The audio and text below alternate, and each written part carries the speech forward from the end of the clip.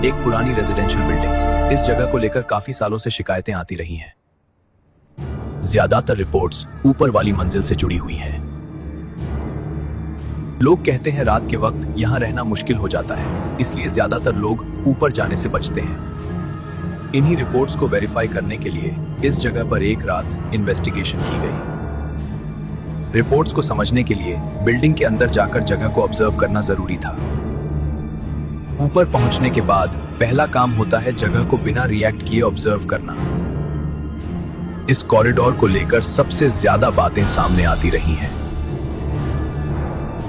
Environment में छोटा सा बदलाव भी नोट करना जरूरी होता है। कभी कभी कुछ चीजें सीधे सामने नहीं आती, पहले बस अपनी मौजूदगी महसूस करवाती हैं। ऐसे मोमेंट्स में सबसे पहले कंफर्म किया जाता है क्या जो देखा गया वो रिपीट होता है या नहीं। इन्वेस्टिगेशन में हर स्टेप का मतलब होता है। जब एनवायरनमेंट रिएक्ट करता है तो उससे इग्नोर नहीं किया जाता।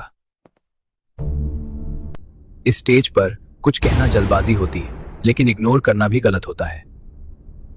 इस पॉइंट पर जो भी नोटिस होता है रिकॉर्ड करना जरूरी होता है। कुछ जगह पर खामोशी भी एक रिस्पॉन्स होती है। हर सिग्नल तुरंत क्लियर नहीं होता, कभी कभी कॉन्टेक्स्ट समझना पड़ता है। इस स्टेज पर आगे बढ़ने से पहले रुकना भी इन्वेस्टिगेशन का हिस्सा होता है। जब कुछ बार बार बिना वजह महसूस हो तो उसे इग्नोर करना सही नहीं होता। यहीं से केस का प्रेशर बढ़ना शुरू होता है। इस पॉइंट के बाद पीछे हटना ऑप्शन नहीं होता। जब जगह रिएक्ट करती है तो उसका मतलब तुरंत समझ नहीं आता। कुछ चीजें एक ही जगह पर बार बार महसूस होती हैं।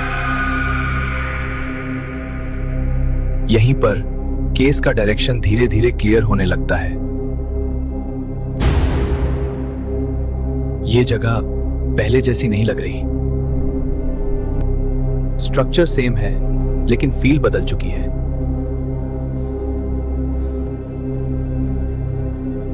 अब ये सिर्फ मौजूदगी नहीं है। इस स्टेज पर एग्जिट प्लान भी याद रखना पड़ता है। ये नाम यहां पहले से लिखा हुआ था। ये एंट्री आज की नहीं लग रही। मैं यहां किसी को छेड़ने नहीं आया, सिर्फ सच समझने आया हूं। तुम पहले भी आए थे और तुम फिर आ गए। तो इसका मतलब कुछ जगह भूली नहीं जाती।